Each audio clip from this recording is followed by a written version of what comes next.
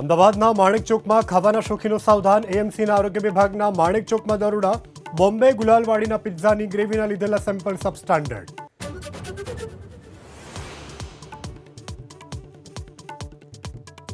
અમદાવાદમાં યોજાનારી તિરંગા યાત્રામાં જોડાશે કેન્દ્રીય ગૃહ અને અર્ધ લશ્કરી દળના જવાનો. 3 કિલોમીટર લાંબી યાત્રાના આયોજનને લઈને બેઠકનો ધમધમાટ.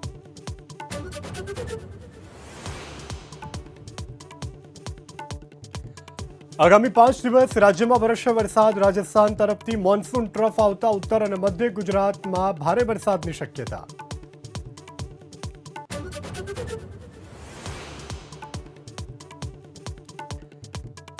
સિઝનમાં પ્રથમ વખત નર્મદા ડેમની જળ સપાટી 133 મીટરને પાર. ઉપરવાસમાંથી 4,19,000 ક્યુસેક પાણીની આવક. ઓવરફ્લો થવાથી માત્ર 3 મીટર દૂર.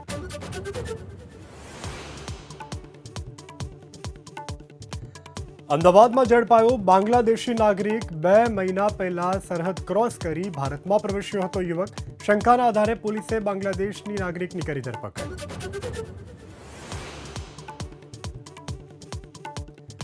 ગુજરાત કોંગ્રેસની ન્યાય યાત્રાને લઈ હર્ષ સંઘવીના પ્રહાર. બોલ્યા, કોંગ્રેસના પેટમાં શું પાપ છે એ જાણી શકાતું નથી. કોંગ્રેસે શું કરવા ન્યાય યાત્રા કાઢવી પડી એ તો કોંગ્રેસ જ જવાબ આપી શકશે. એનો જવાબ, કારણ કે હું કોઈના મનની અંદર જઈને શું પાપ ભરાયેલું છે હું ચેક ના કરી